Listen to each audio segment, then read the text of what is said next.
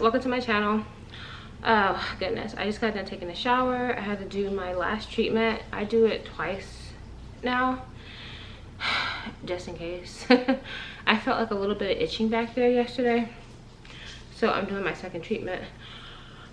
Okay, so let me see what has been going on. Basically, since Friday, with all that stuff happening, yesterday was Saturday, today is Sunday, tonight's Sunday, whatever. Basically not much has been happening. My mom ended up coming down here.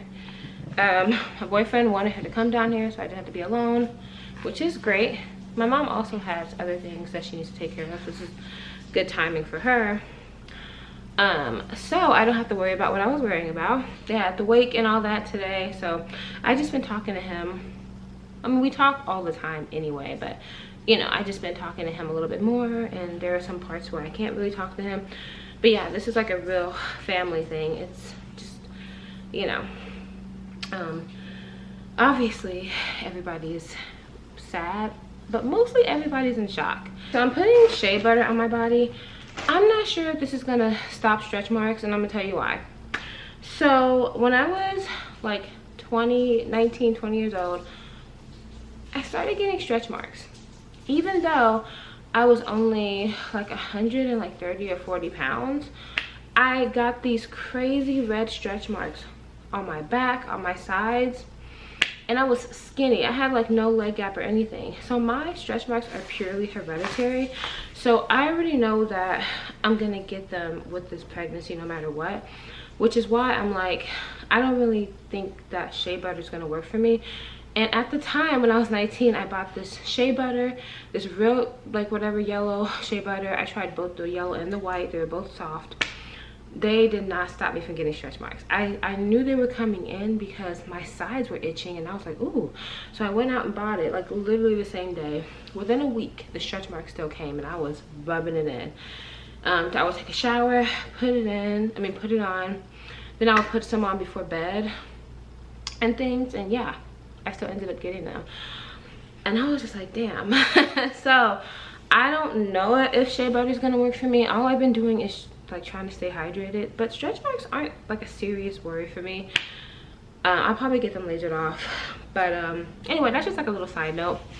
But yeah, today's just been crazy, like just kind of sad.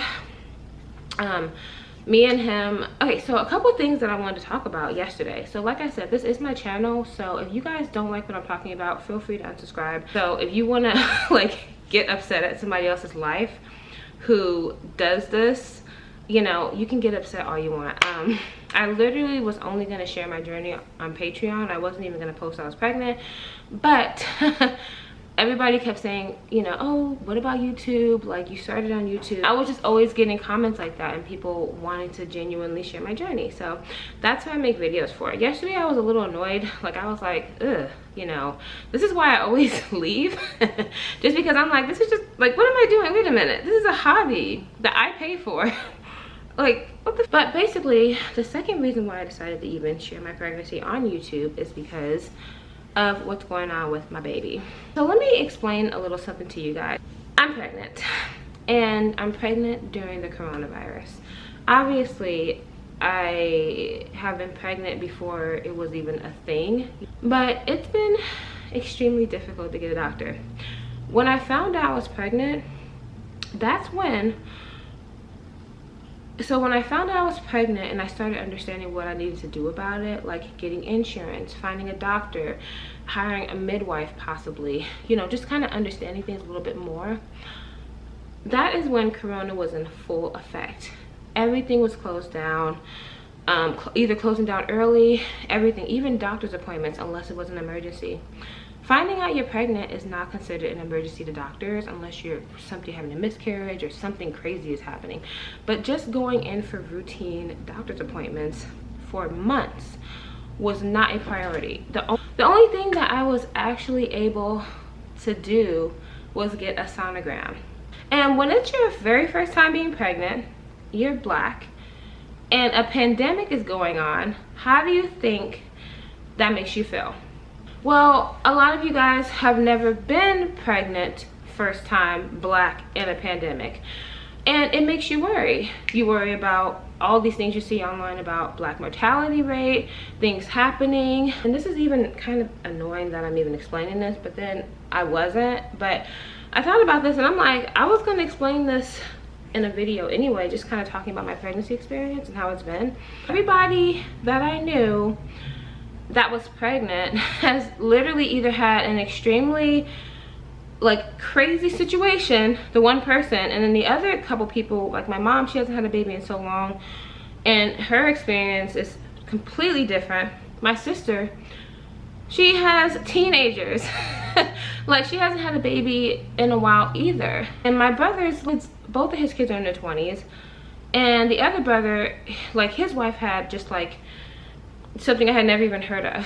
So I didn't really have anybody to talk to about my pregnancy. It wasn't even that I wasn't open about it. Finally, after getting, you know, my insurance together, the midwife that I was working with was only able to talk to me online. I finally got something more than just a sonogram. So just understand this, guys. I've been pregnant at that point for about 4 months. The only thing I had done was one sonogram the entire time. And that was just for a confirmation of pregnancy. And the only thing I had been doing for myself was looking up YouTube videos and buying prenatal vitamins and things.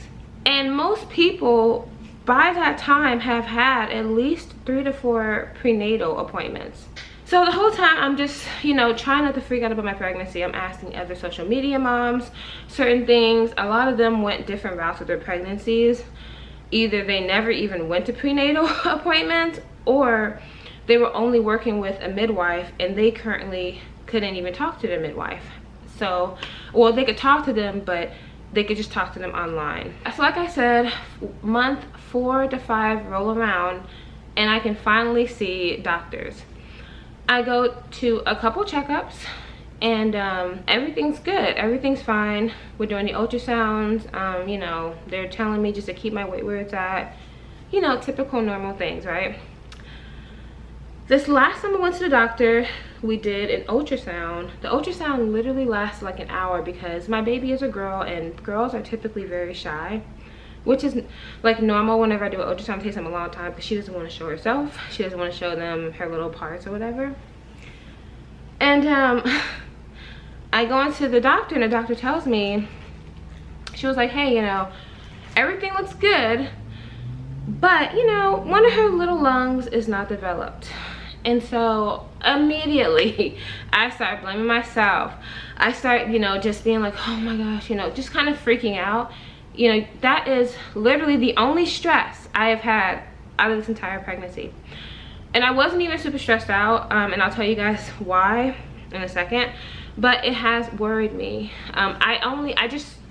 Well, I'll tell you why. Basically, I tried to freak myself out. Like, I mean, not freak myself out. I tried to psych myself out and tell myself, okay, it's gonna be, you know, don't even worry about it. If you stress about it, blah, blah, blah. And I'm like, why my baby? Like, why, you know? Oh my gosh.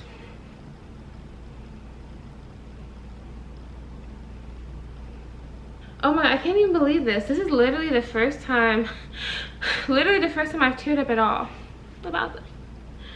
Oh no. Okay, wow, that is literally the first time I've teared up about the situation. I have been so just like on cloud 9. I can do this, and I have the complete support of her dad, like overwhelming support sometimes. Very pushy, telling me what to eat, telling me my showers are too hot, like having me go for walks, like that type of father, you know, that she has. He is just so, you know, I've had that type of person that I'm like, I haven't really had time to deal with this by myself because, you know, he is one of those people that doesn't want me to be alone. I mean, obviously he calls my mom to come down here to make sure I can get to my appointments and that I'm not alone and things. But yeah, I haven't really had time to think about this. She just said that her little lung has not developed. It just like shocked me.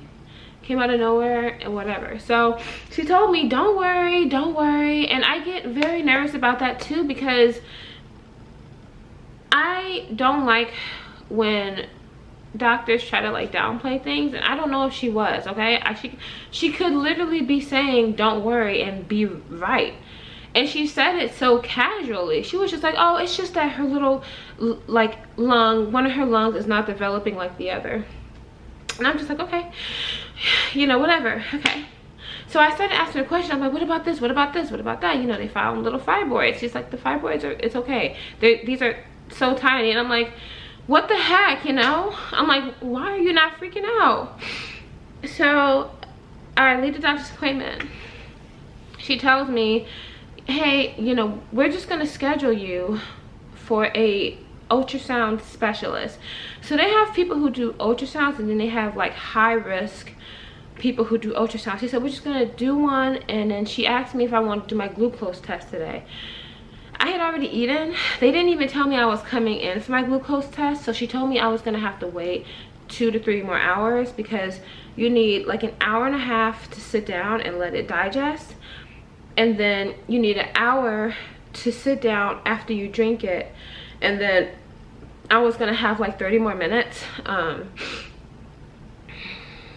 of something else. So I told her that I just couldn't do it that day. I had been in that appointment for a lot longer because my ultrasound took so long, and then the pictures didn't come out how they needed it when she went back to go ask him. So she had to go back and get more pictures of something else. So I go back, I talk to my boo, and he's telling me, like, you know, he starts to worry, and he never worried, and he's like, it's gonna be okay. He's like, it's fine, just let's see what. I thought we had already made the appointment when I was at the doctor's office. I hadn't actually made the appointment. I get a call. Let me see. This happened at the beginning of June. This was literally at my, I believe, like my 2nd or 3rd appointment, and I'm already 6.5 months pregnant. But the other doctor didn't tell me that they saw anything, but she did. So I don't know. The doctor tells me that she's gonna push my appointment to the end of the month because she wants to see if things develop, because she was like, well, worst case scenario, you could need surgery. Okay, so I leave, like I said, I left the doctor's appointment. I get a call from the nurse, and she tells me, hey, we're just gonna make you a couple appointments. And she said it's gonna be really difficult because this surgeon, and I was like, surgeon? She's like, yeah, after you do your MRI. And I was like, MRI? Wait, hold up, you guys said that this is just like a simple ultrasound. She was like, no. She said, no, you have to do an MRI scan. So then she explains to me what that is. Apparently it's not terrible. You just lay there for about 30 to 40 minutes, and they're gonna do like a scan of my body, but they're mainly gonna be focusing on my baby. Oh my gosh, this is like really hard to get through. It's even harder because I keep thinking like I don't need to explain myself, but I want to explain this because I went on YouTube and I could not find nothing about lung. All the videos were either in a different language or they were talking about something completely different that had nothing to do with mine. So I'm talking about it just in case somebody finds this video and they're going through the same exact thing as me. So she tells me it's not bad. Then she tells me that after the MRI, we have to do a special ultrasound. A surgeon who, I don't even want to say, but anyway, a surgeon has to go over the photos and just make sure everything is fine. And she said that he's going to go through the protocols. The surgeon is going to go through the protocols of what's going to happen at the birth. So I said, okay. And you guys see what I'm saying? Like, I really tried not to freak out at my doctor's appointment because I really did not want to carry this on me. I have been really keeping it cool. I try not to even think about it. I just try to like ask different people. She scheduled me for about 4 to 5 appointments. Basically, I go in there, I do my MRI, I do my ultrasound, I do my glucose test. They have to do some sampling, you know, they have to take some blood for me tomorrow. And then I talk to my surgeon, I have an appointment with my doctor. We have to see, you know, she's gonna check me to see if I'm dilated or anything like crazy is going on. And so she scheduled all this for a Monday. Over a span of 2 weeks, every day I will get a text message, we've scheduled you for Thursday, we've scheduled you for Monday, like we've changed it to Monday. Like she really tried to get all of my appointments in one day. I guess because of multiple things. So apparently for your glucose test, You can't go past, I believe, week 28. I will be at week 28 next week. This week I'm at 27, so she said I'm cutting it close, but this will help me to figure things out. So number one, the glucose test has to get done this week. I could take that this Friday, but the MRI, talking to the surgeon is only there Monday, Thursday, and Saturday, and he's booked. So then talking to the radiologist, like all those things, like basically Monday was the only thing I can fit, or I would have to come back multiple times over 3 weeks. Here's the thing, in order for us to figure out what's going on with baby, I would have to catch it early. So and then on top of that, my glucose test is falling over because I should have taken it weeks before, but I couldn't take it before because I'd already eaten that day. I mean, I'm not even kidding. Up until this morning, I have gotten all of my appointments together. Like, they text you your appointments, and they've added on 6th appointment for 3:30 tomorrow. So I basically go in at 7, and you know, whatever happens that day happens. Yeah, so when this happened with her, when I was talking about it, I know it sounded like I was downplaying it, like, oh my gosh, I'm worried about parking, but actually I was in shock. And so were all of us. Like, I'm not even kidding, the entire family is in shock. And it didn't even seem real, because even I was still thinking to myself, like, is this normal? Like, do people just be pulling the plug like that? Like, I am the type of person, I question everything. Y'all, I really do. Because I'm just like, I just don't believe anything. And I'm just like, how are you going to go from like this to this within literally like less than 24 hours? And then they decide like, all right, let's just let it go. I'm like, is this normal? Like, but also, like, that's just how I go about things when I'm really uncomfortable. I kind of like laugh about it. I'm just kind of like not believing it, but at the same time, like, I know it's real, and I'm just thinking, like, what should we do? Should we do this? Should we do that? You know, and like trying not to act on emotion, and just seeing him, like, he doesn't even have time to process this, and this is his family.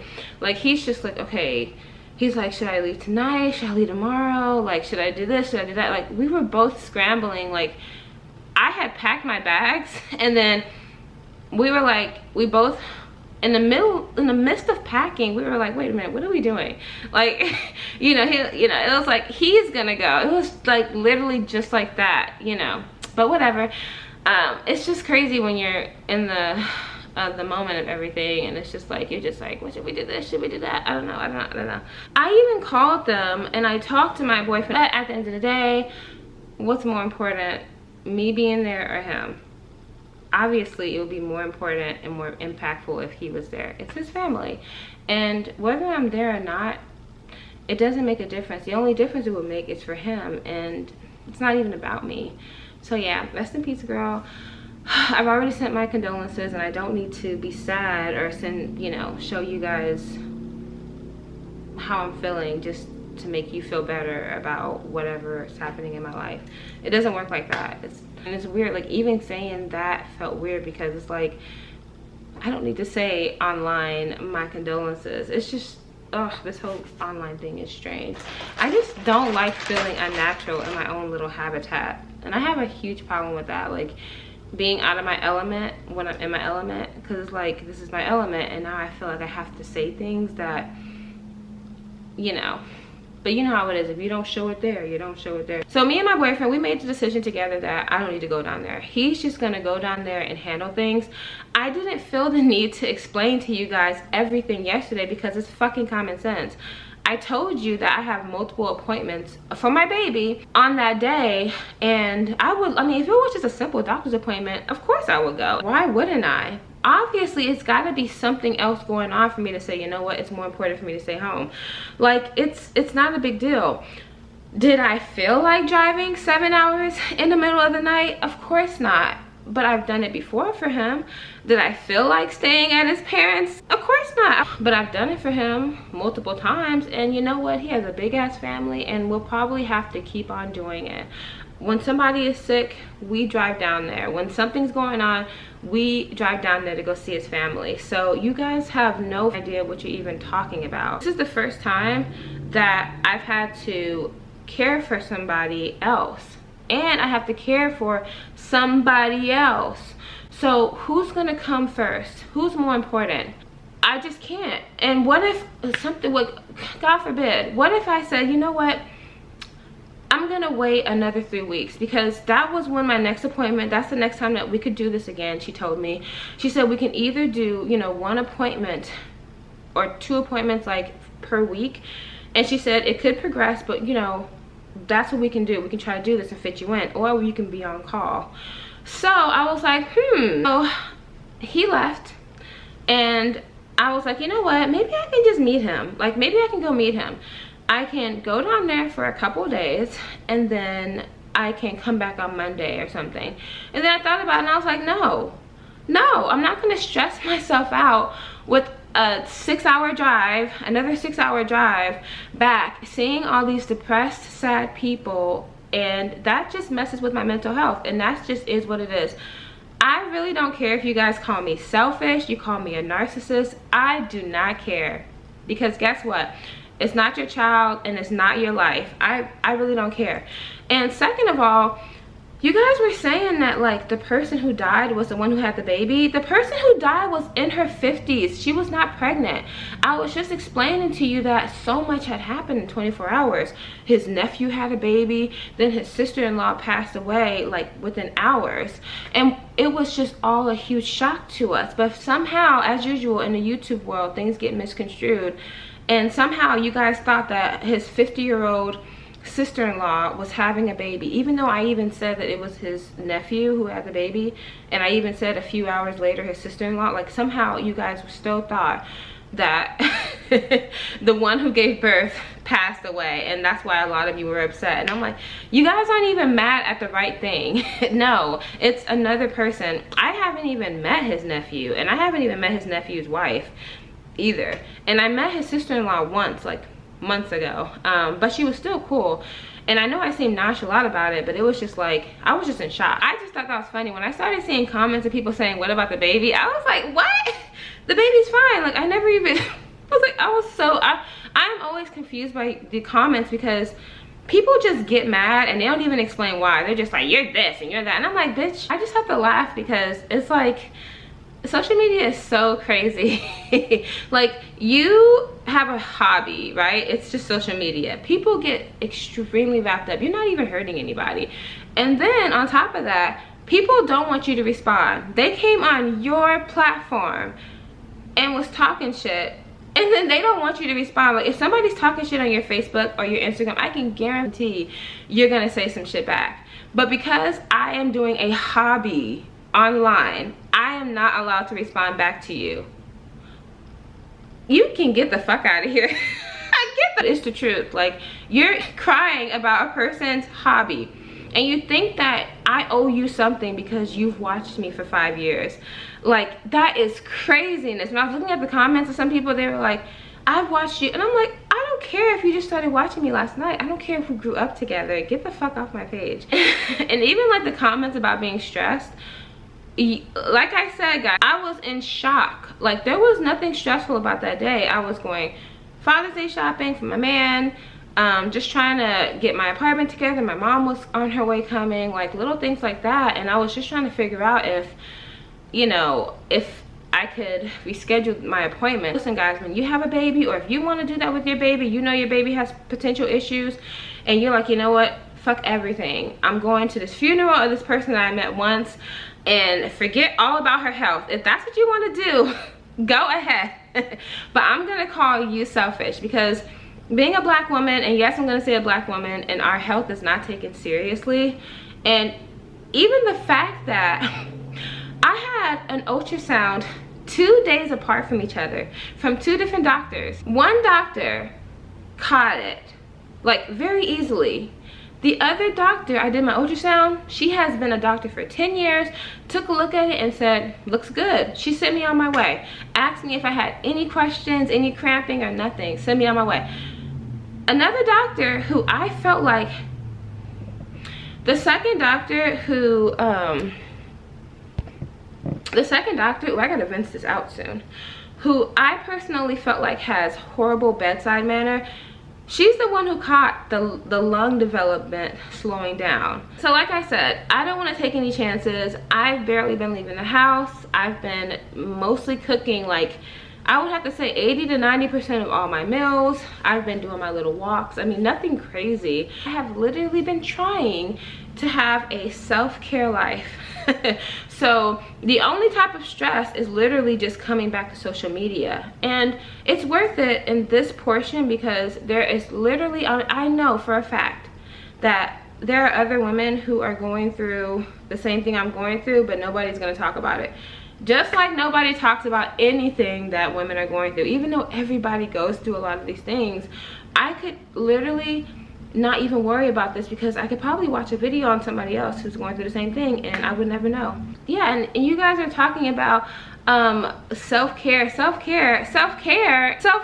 is not going to a pregnant person who you claim you are a huge supporter of and calling them a narcissist for not driving 7 hours in the middle of the night to go to see a bunch of sad, depressed people and miss my baby's appointment. You guys need to stop going on Instagram for your inspiration and your life choices, okay? You gotta do whatever is right for you. Y'all think that self-care is a fucking bubble bath with some Epsom salt? No, it's a mental thing too. It's making the right decisions for yourself and your family. And if you guys are so mad about my decisions, don't get mad at me, because the dad is the one who ultimately made the decision for me not to go. And I am not mad at him. Yeah, and we've already said our condolences, so I'm like, why do I need to say that on YouTube? I mean, someone else commented like, oh, she doesn't even see her condolences. She don't even seem sad. And it's like, we're dealing with this in a different type of way. Like, you don't even know how the fuck I'm dealing with this. You guys have no idea. When I was on Patreon live that night and we were talking and they were explaining, like, people were telling me about how they knew this person that this happened to. Another girl was telling me how something happened with her and she had her baby premature, but everything's good now. You guys, y'all have no idea the weight that lifted off of me. That literally the only reason why I am even telling anybody that I'm pregnant is because I felt like I had nowhere to turn.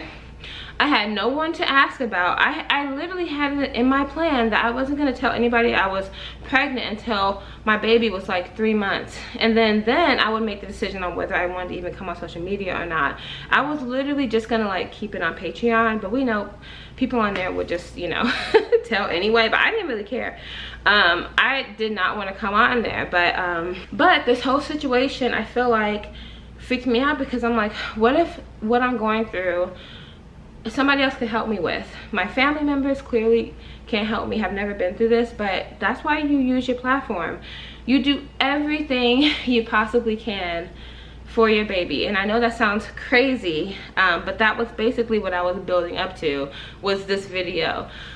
But yeah, I'm gonna do a formal, oh, I'm ashy on, oh wow, I'm gonna do a formal sit down video talking about this whole situation. But I came out here to tell y'all that I'm not sorry.